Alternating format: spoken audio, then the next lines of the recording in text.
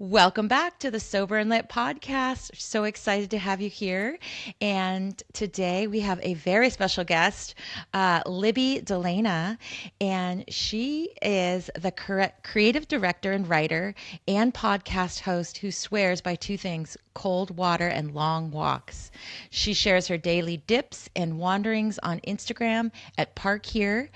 And she co hosts the This Morning Walk podcast with NYT bestselling author Alex Ellie. Her work has appeared in NPR and the BBC, Good Life Project, Oprah Daily, and the Isolation Journal. Libby calls both Massachusetts and the Bay Area home.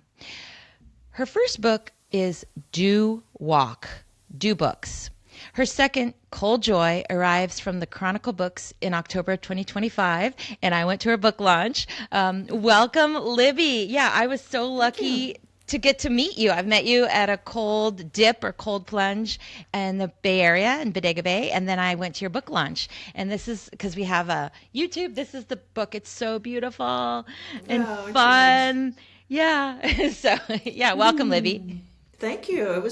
Hey, thank you so much for coming to that beautiful book talk. I was up in Healdsburg, co-hosted by Copperfield Books and Maison Fiore and Acorn Cafe. I mean, they're all incredible. You all live in a beautiful place, and Bodega Bay is a place to dip. Wow, there's a lot of energy in that water there. It was really fun to get in the water with all of you, poppers. Yeah. Yeah, that's what we call Pacific Ocean plungers. And I know you use the word dip. I use the word plunge, but it's just what I started using. But let's dig right into your new book because it's brand new. We're here for the book launch, and I want to introduce our listeners to Cold Joy. How did you come up with that? And I'm just where did this come from?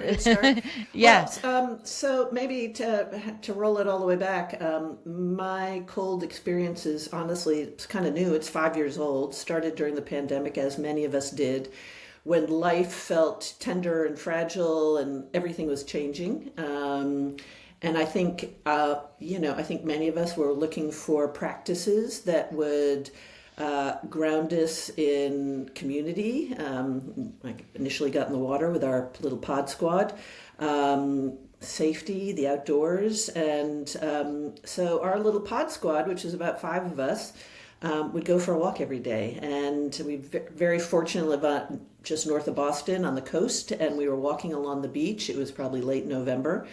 And we all just decided we would strip off and hop in the Atlantic Ocean. Now, the narrative is sort of deeper for me. I always held this belief about myself that I hated the cold. And that came from an experience when I was 13 in the backcountry camping, and I got too cold, and I sort of held on to that. But truth be told, that's a limiting belief. I live in New England, and limiting beliefs are limiting. And so hopping in the water that day, I remember thinking, oh, wow, I wonder if I can change this narrative I have about myself. So I defined I was the asshole in the office who, when everybody went in the winter and put the air conditioning down to, 65, I put on my puffy coat and, it was ridiculous. Absolutely ridiculous. So the I hate the cold was a part of my personality. At the same time, aside from the pandemic, several other big components in my life were shifting. It was the end of a 30-plus year marriage. It was the end of my career, 30-plus years. And in both situations, those were both situations that weren't really by my choice. We won't go into those. That's a whole nother conversation. But I also want to say I was not a victim in that situation, but it was not something I was leaning into. So it's a long-winded way of saying getting in the cold water, where I defined myself as someone who hated the cold, was a tool to help me navigate these other two things. I had defined myself as a wife. I had defined myself as a founder. It was an ad agency. And those two things, the tide was going out on those two stories. So I used getting in the water as this brilliant school, playground, teacher to say, if I can do this, I can do that. If I defined myself as this, are those definitions porous that we have about ourselves? And the answer is yes. And needless to say, the cold water is one of my greatest teachers. And so cold joy is about the joy that comes from not only getting in the cold water. I mean, there's a whole bunch of science behind it. Well, I mean, the dopamine is pure joy. But it's also about the opportunity to reflect on these things that we hold true about ourselves. And do we want to continue to hold on to them, or are they limiting, or do we want to change them? And the truth is, we can change them. You know, I really relate, and that's one of the. I started cold plunging in the pandemic also, and it was with a group of women, and it's part. They were sober women, which was cool, and it was for community, but it was to prove to myself because I also was the same. Like I hate cold water. I mean, I would say that my I whole mean, have you life. ever met anybody who says they love it? I mean, the truth be told. Right, I have never ever found anybody who says, you know what? Unless you're one of us ding dongs who likes to get in the ice water, everybody says it's a right, pretty but common feeling. I was not going to do that. So it makes me exactly how you said, if I can do this, I can do that. So if I can do this, if I can, then I can do so many other things in my life. And I love the quote in your book. It's let's get in the water. What's the best that could happen? I love that so much, Libby. It's like, what's the best? And it's amazing. Yeah. So you tell me a little bit about that moment. What's it like for you, when you get in the water? Well, I have to say it's changed. So that first day we got in the water, I remember getting out and it was like all the light switches had been turned on. I mean, really turned on. I've heard people describe it as it's sort of like the champagne on your skin, but really it was much deeper than that. It was kind of like this. It's almost as if the cold water asked me, are you interested in learning what there is to be learned? And I don't mean to get all metaphysical. It's not like I was walking back to my car and I heard this voice, but I do remember really thinking, that felt fucking great. I feel great, and that's, we can talk about dopamine for hours. That was the physical, the biological component, but there was also this, I don't know, psychological, spiritual piece, which was, I don't know, it just felt like an invitation and to explore a whole host of me that I potentially had forgotten. I grew up as an athlete, so doing hard things was sort of part of my milieu, but my life had gotten honestly very comfy, cozy, easy. I spent a lot of time in cars, driving around places, going to meetings, and so I sort of had forgotten that piece. So it was sort of an invitation to come back to some of the things that I think made me who I am, which is, part of my walking practice too, but it was an invitation to come back outdoors. So I believe very powerfully in the healing capacity of the outdoors. And it hadn't been for the last 15, 20 years a real conscious part of what I built into my day. It now is. But it was an invitation to come back to something that, as I was growing up, was a very essential part of how I defined myself. So there was certainly the biological, there was kind of this subtle spiritual, psychological component. And then it was kind of this reminder of who I was and what I loved and kind of where I thrived. So it kind of felt like, this sounds so cliche now, I wouldn't have said this at the time, but it was kind of like coming home. Again, we could talk about the biological pieces, but it felt like home. Yeah. My lady friends, my group, we say that the ocean is our oldest ancestor. And when we're there, I know it sounds so, it's like a spiritual, but we're going into the ocean. Some people go into lakes or have a little, ocean tank in their, yard. But the ocean to me, it's like our oldest ancestor, and we're there and we're laughing. I think that's my biggest, surprising thing was we laugh like a lot. It's like play. Yeah, it's a little painful for maybe a minute, but you can handle the pain for 1 minute to have so much benefit. Yeah. So Yeah.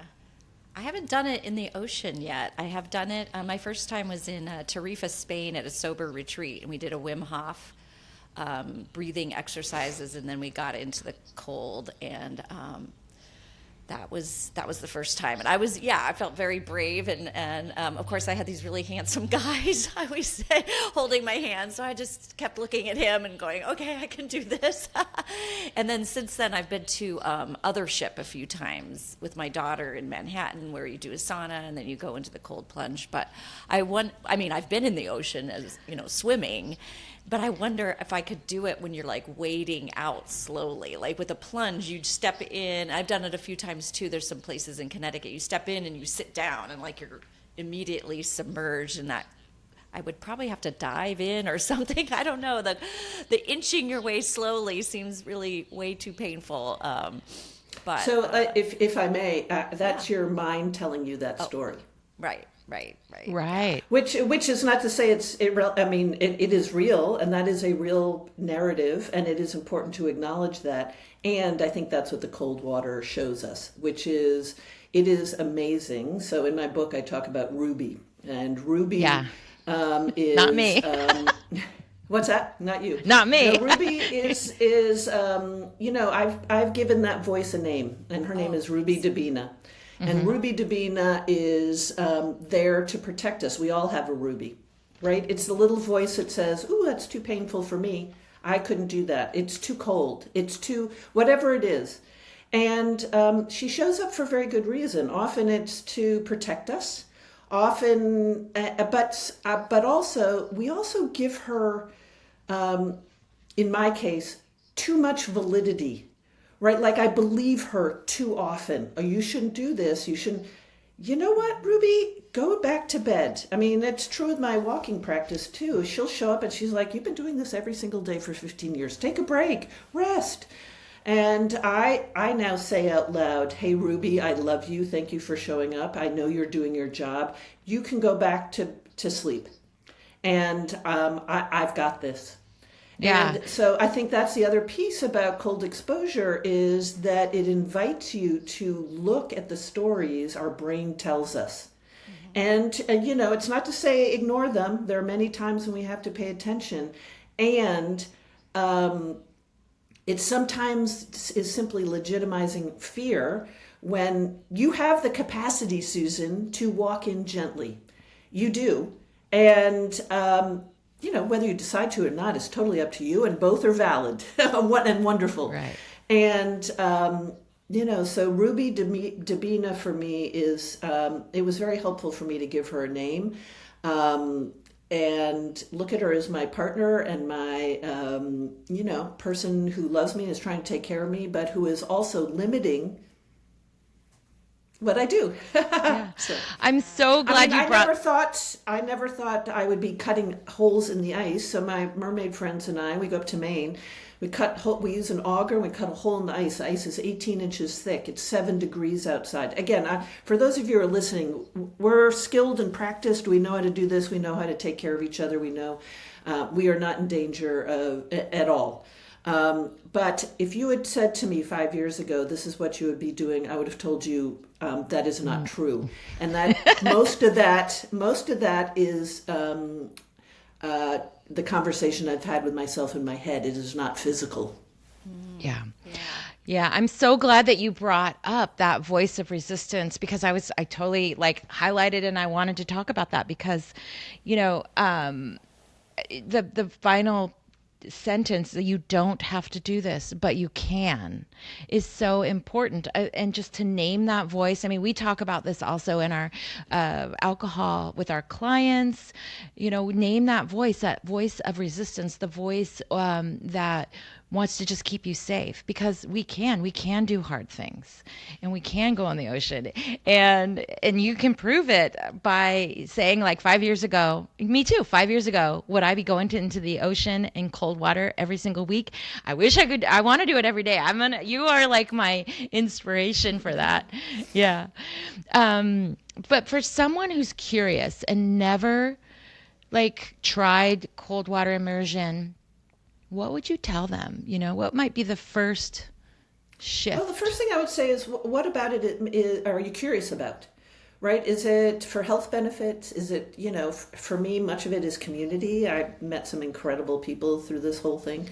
I didn't start there. I didn't know that was going to be the case. But if you're curious about it, amazing.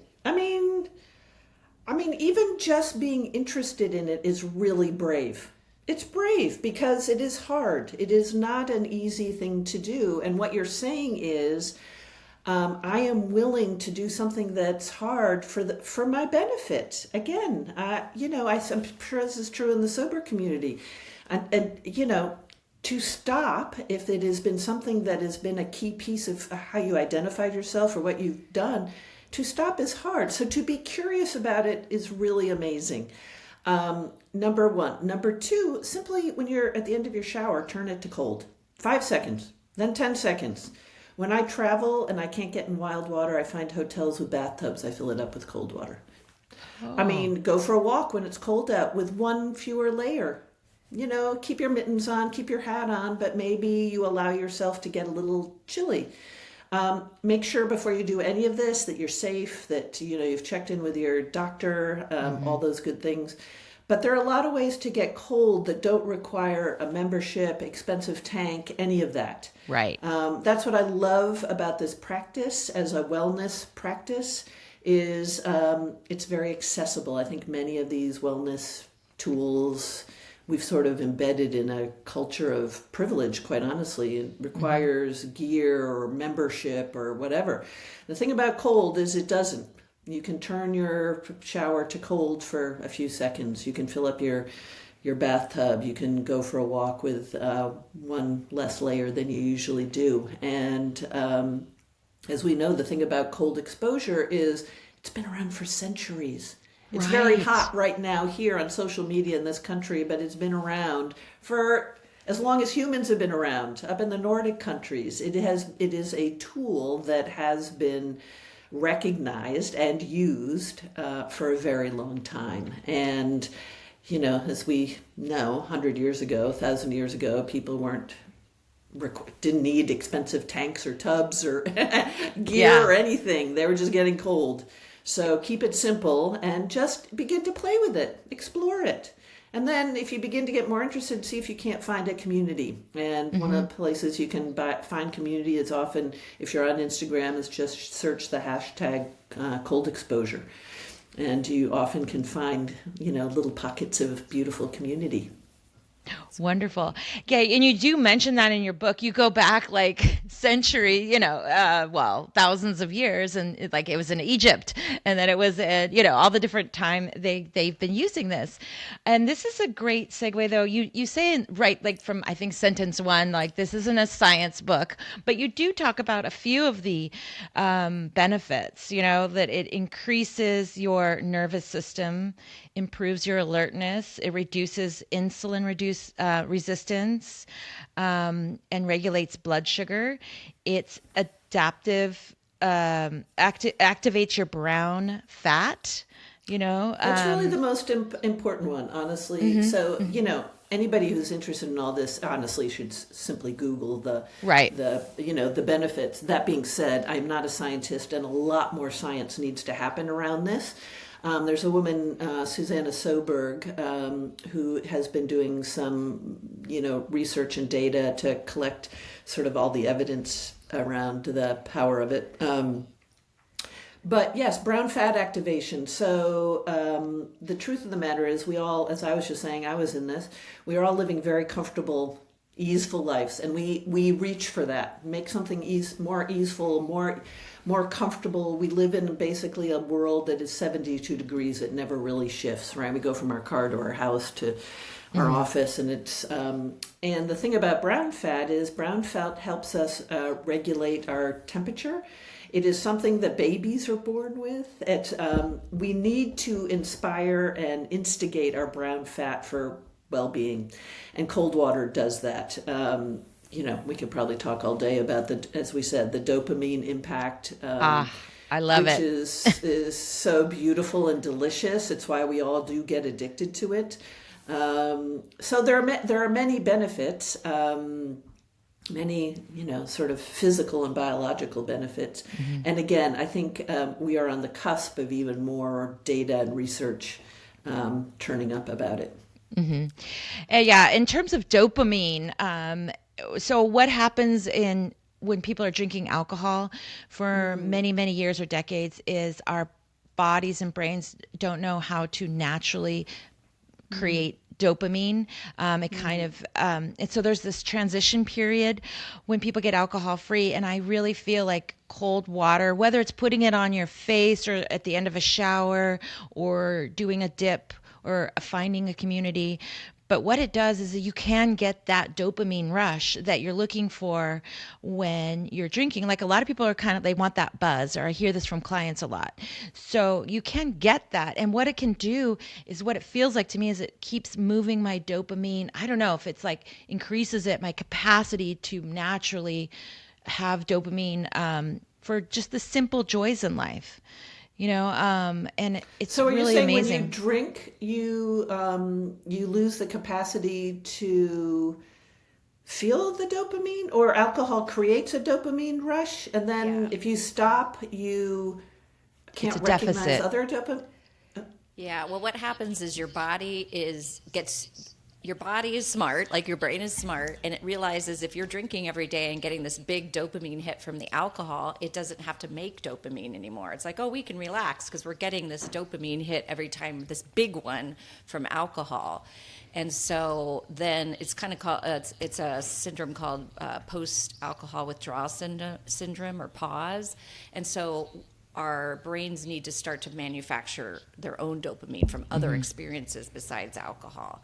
And so, yeah, to Ruby's point, cold plunging or cold dipping can help. And that is one of the things that's listed. Like if you're, it's kind of called, like if you're in post-alcohol withdrawal syndrome, you kind of feels like the blahs, like nothing feels good. And to restart your own production of dopamine, things like that are scary or things that are hard, and things like cold plunging, like what you explained, doing that, or repelling, or going, things that it'll restart your dopamine production on its own and kind of get that going. It'll happen anyway, but if you want to accelerate It's interesting because that sounds like adrenaline. Is there a link between adrenaline and dopamine? That's interesting. Yeah, Yeah, I don't we know want all the science behind it, but that's what I've researched in order to help clients who are in the blahs, right? And it's like, okay, well, you could try this or you could try that to get that same dopamine. And it's actually an addiction. Cold exposure is something that people talk a lot about in the addiction world because it helps restart your dopamine naturally. And so I love to talk about dopamine all day long too. It's so cool. So you said before we got on that, alcohol addiction isn't a part of your story, but you just don't drink. Can you tell a little bit about that? Yeah, sure. I mean, I don't drink for a number of reasons. The primary reason is my mom just died a few months ago, and she had incredible intellectual, academic, smart woman. And she had dementia towards the end of her life. And before she died, I remember thinking to myself, I would do anything to protect my brain. And we spend a lot of time thinking about our bicep muscles. We spend so much time thinking about all these other muscles in our body. And I hadn't really spent a lot of time thinking about how I was going to care for my brain. What could I do to help I think I don't know all the science on this, but my understanding is that a lot of dementia is lifestyle and can be prevented. Certainly there is the biological and component to it. And so that was one reason. As I started to see this extraordinary human being begin to decline, I thought, what are the things I can do to support my brain? The other piece is I live by myself, and the last thing I'm going to do, it was an absolute rule as soon as I was, living by myself, I'm not drinking by myself. That just does not feel. I love a glass of wine every now and then, but I remember thinking, I'm not doing that. That's just, it's kind of off the table. It's not. There wasn't anything really very positive about that, and that was an easy sort of end of day ritual to swap out with a different ritual. So that's what I did, and so I think. I just don't have any desire for it because the reasons I'm not doing it are kind of so clear to me. So does that mean, our son's getting married this coming June? Will I have a little tiny glass of champagne? I will, but the rest of my life, it's not part of my life. Yeah. Thank you for sharing that. And yeah, mental health is a big reason why a lot of people are choosing to get alcohol free.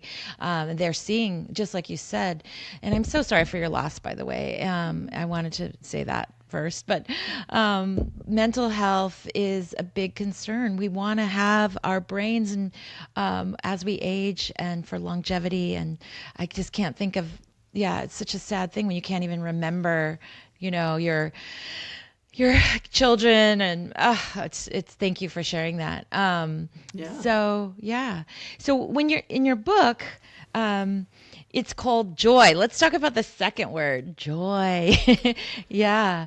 So what have you noticed about these practices? You also practice walking, you said, and then now this cold immersion. What's changed since committing to these rituals, these daily rituals of yours? Oh, that's a good question. Well, first, the joy question.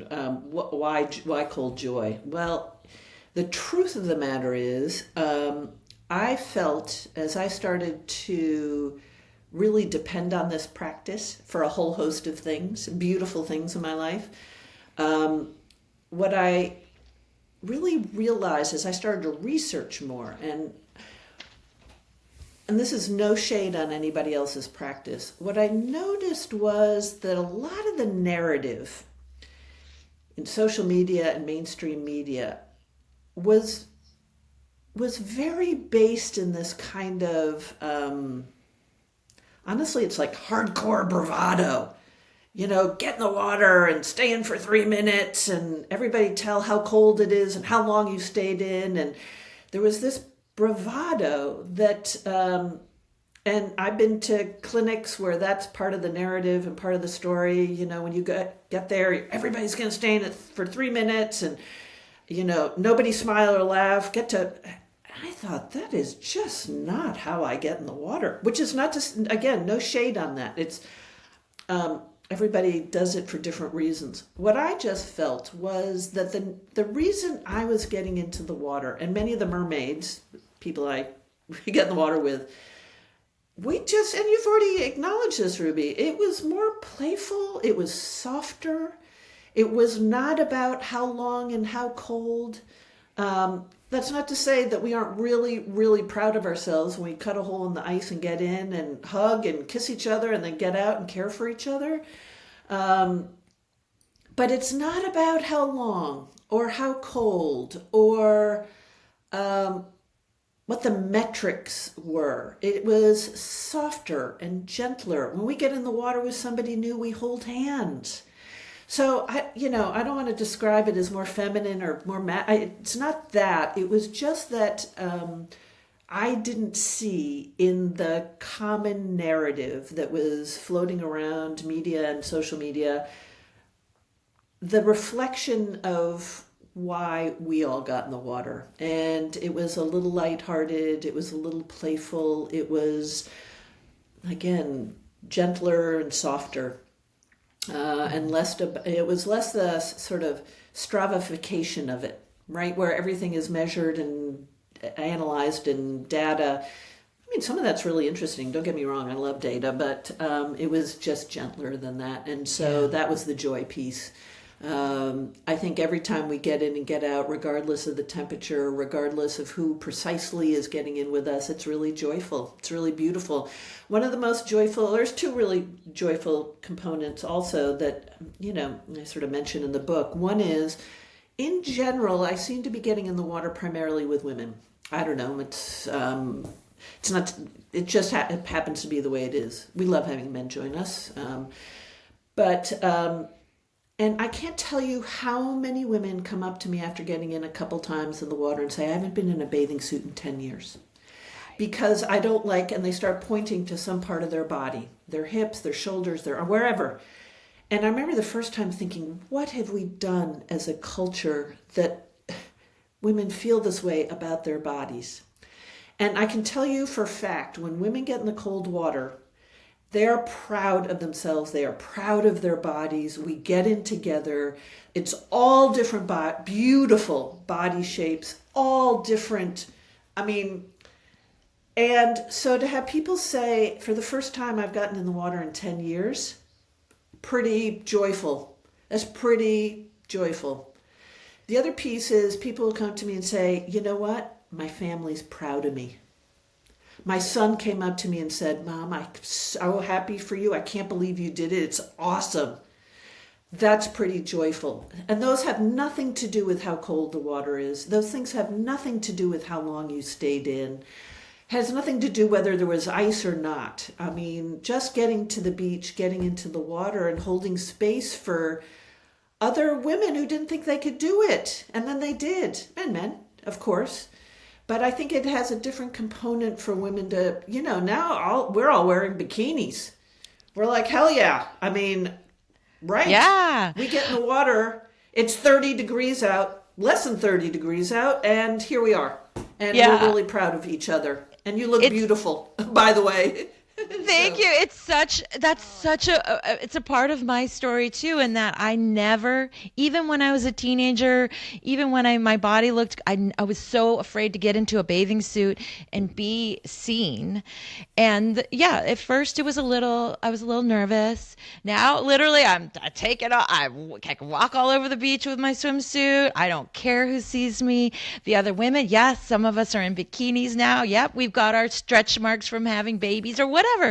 But you're right. A lot of women just, I don't want anybody to see my thighs or my stomach or and yeah, exactly. Where does that come from? I just feel so free, free to jump in the water and laugh and be with other women. And for me too, Libby, it's generally a women's group, although my son and other sons and other husbands have joined us. And my son is also super proud, and now he'll join me. We call it our annual plunge. He'll join me with his girlfriend, and it's just such a beautiful community, a beautiful connection. Yeah. So when you are, let's see, when life gets hard or heavy, as it does for all of us, how do you invite joy back in without minimizing the pain? Yeah. Well, I think this probably takes me into, honestly, the world's really heavy right now. I think really heavy. And I think probably, this probably takes me more to my walking practice, which I go for a walk every single morning. I've done it for 15 years. I've never missed a day. The point being, I finally realized what it was. We've sort of touched on this, makes me who I am, and it's being outside. And the reason I started was my life had gotten very comfortable, and I was like, I just need to be outside. I need to build it in like brushing my teeth. It's a non-negotiable. So the world's heavy right now. When I was out walking today, honestly, I was just crying my brains out. I was just crying. And I feel as if my body in motion helps me unearth the deep emotions. It's my body, when I am moving, I can tap into kind of those deep crevices of what I'm truly feeling. And because I walk by myself, I can say it out loud, I can cry, I can do whatever I want and not have to articulate it to anybody or try and describe it. I just roll into how I'm feeling. And so, I was out a couple hours this morning. I was like, okay, now I've cried it out. That felt great. And how am I going to get back to joy? And I just started sort of thinking, I just was thinking, you know what? Most people are really awesome. People are great. Most people are really wonderful. And I just was like, okay, I'm going to dive into that pool. I'm going to remember that. I'm going to hold that. I'm going to say it out loud. And then I'm going to start, looking around me. It was icy this morning. The ice on the trees, gorgeous, beautiful, joyful, the sun glistening. So I begin to sort of, after I got out of my feels, I just started sort of waking up again, right? Like, okay, let's look around. I mean, I can move. I can be out here. I am safe. That ice on the trees is incredibly gorgeous. And so it's really just, it's a practice of beginning to train my brain and my view after acknowledging what it is that I'm feeling to find those beautiful things. I mean, I think we know that every second our brain is offered something like 90,000 bits of information in any given moment. And the way I think about it is I have invited and trained my brain to look for the joyful things. Whether that's a gratitude practice, whether it's I just say out loud, these are the things I want to focus on. I want to focus on love and kindness and the goodness in people and the beauty in the world. And so what that means is my brain now starts filtering those 90 bits of information for that. Mm-hmm. So, and if I'm awake, I begin to see that. And doesn't mean that the other's gone. It doesn't mean that it's gone away. It's just an invitation to my brain, because I've said out loud, these are the things that I need to hold on to, that I love, that matter to me, that I want to talk about, that I want to share with my friends. So now my brain starts saying, okay, there, look at that ice on that tree with the sun behind it. It's incredible. So it becomes kind of a filtering tool, I guess, and I put myself in situations where I'm very lucky. I live in a beautiful place where there's plenty of beauty, and I just hold on tight to that. Again, it doesn't minimize or eliminate or ignore the rest of the world. Again, I spent probably an hour and a half crying this morning, and I felt great. I mean, Release. Sad about what I was crying. Yeah, sad what I was crying about. I mean, we're all going through it. And so that's a beautiful practice. We call it like noticing the glimmers, right? And noticing the joy and experiencing the pain. That was just so well said. I love your practice of noticing the little glimmers of joy that are there when you look through them. And then you can use your brain to kind of filter through that. I love that too. So cool, Libby. Thank you. Yeah. So much of what you've described in this whole conversation is what women go through when they choose to look at their drinking. First, just the curiosity, dip a toe, like you said, come and try it out, but it's the mindset work and the identity work. That you went from somebody who everybody gave, wine pot holders to, or wine glasses to every holiday, to a new identity, and that shift and the brain work, and then the voice, like Ruby mentioned, the voice that's going, oh, you could just have one, or that's always trying to pull you back to that safe place of drinking, because that's what feels safe. So there's just so many parallels. I think that a lot of our listeners are going to hear the parallels, and but doing it together, like doing a practice like the walking in the cold or the cold plunging while you're exploring your drinking, to just continue to strengthen and do that mindset work is just amazing. It is. That's really well said. That's interesting. I also think a component, the reason we call these things practices is because every cold dip I get into it's not joyful every single time. It's not joyful. You got to practice. And I'm sure it's true in the drinking community too, right? It takes, every single day is a practice. It is, and there is no expectation of perfection or joy every single time. There isn't joy every time. Sometimes it's really painful and it really doesn't feel so great. But I know, actually, having done it, so people say, well, what do you do when you don't want to get in? And maybe this is parallel. I'm not, I'm not savvy enough or experienced enough to make this connection, but a lot of people say, well, what happens on that day when you think you don't want to go for a walk, you don't want to get in the water? I acknowledge that I don't want to go. And I see it and I understand it. And because it happens every single day, what I know is that when I have done it, I have never regretted getting in the water. I have never regretted going for a walk. And the upside of having done something for myself, the way I love to talk about it, is fidelity to myself. I have made these commitments to me about my well-being. So being faithful, and fidelity is a word that's very meaningful to me for a number of reasons, but fidelity to these practices is more important than my comfort again, right? Like, so when my brain says, you don't want to go do this, it's too cold, it's too icy, all I have to do is flick that switch that says, but remember how wonderful you feel when you have done it. You are so proud of yourself. It may mean, like today, I went very slowly. It's pretty icy out. I just went slower. Yesterday I brought my walking sticks. I look like a granny out there. Who cares? Yeah, who cares? I just know that the other side of having done it is so much greater than listening to or acknowledging. That fidelity is really powerful and energizing. And there's nothing like feeling great that you made the decision, even though it was challenging. It's so funny really, that you really lovely. Yeah, and it's so funny you brought that up because every single Sunday I meet we also call ourselves mermaids. We meet our ladies and we always are laughing. We joke. So we're like, why are we doing this again?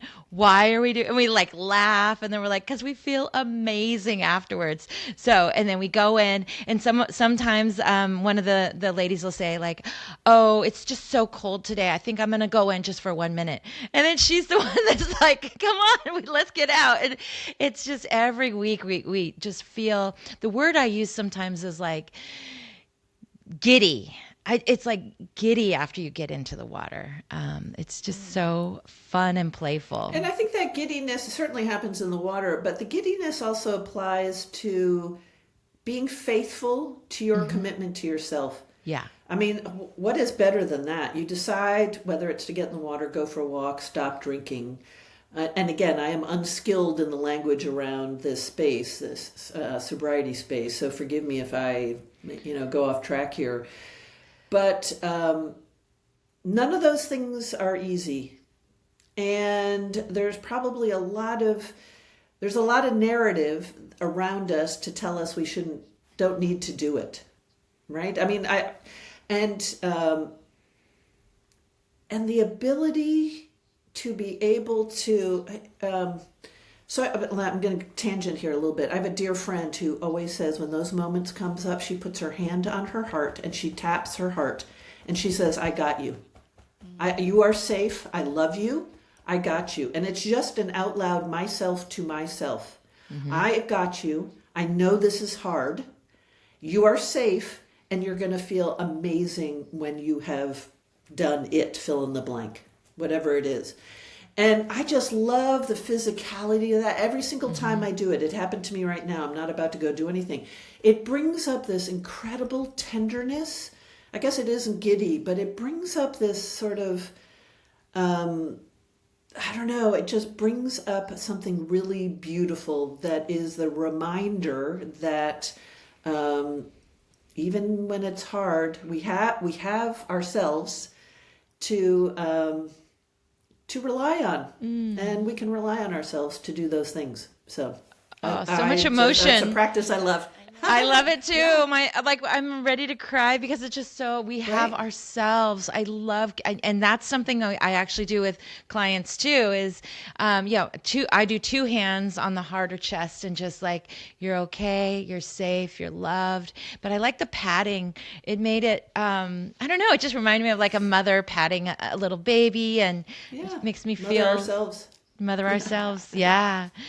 So, Libby, I just have loved this conversation so much. And I want to say about your book that the pictures are gorgeous, you guys. The pictures are gorgeous. And there's a lot of poems, and just the way you write is so, it's so beautiful. And all the pictures are just hilarious. Some of them are hilarious, like you said, like 18 inches, like she's in this like hole. But yeah, so fun. So everybody go out and buy the book if you're interested or curious about cold dipping. So this is a part of our episode where we ask our guests, like, what do you do to feel lit? You know, alcohol free is what we say. But for you, you're already doing so much joy and practices. But is there something else you'd like to share with our listeners that you do to help you feel lit, feel good? Well, you know what? I think obviously it's get in the water, it's go for a walk, but really, I hate this sort of concept of wellness hacks. There are no hacks. Like it all takes effort, and it takes love and gentleness and kindness. So for me, what makes me feel lit in terms of wellness, being well, I think there's nothing more powerful than the power of community or shared experience. So what makes me feel lit is, quite honestly, the people in my life, the communities where we have shared interest, whether it's a book club, whether it's our little knitting circle, whether it's, our getting in the water together.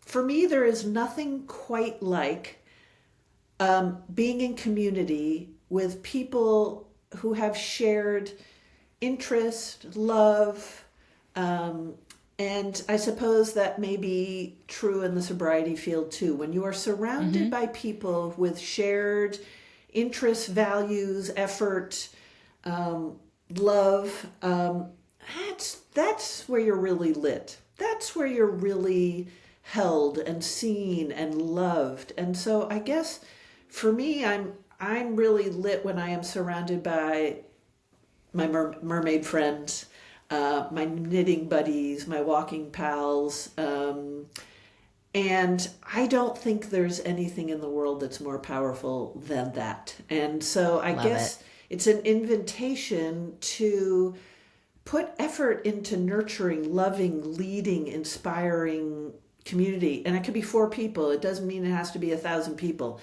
I think communities are the way we're going to navigate this next decade, personally, culturally, and I think joy is an elixir, and so go build, support, love, share, lead, inspire community, because that's where the sparks, and therefore where you're lit, that's where the sparks reside. We can all do this by ourselves. We can.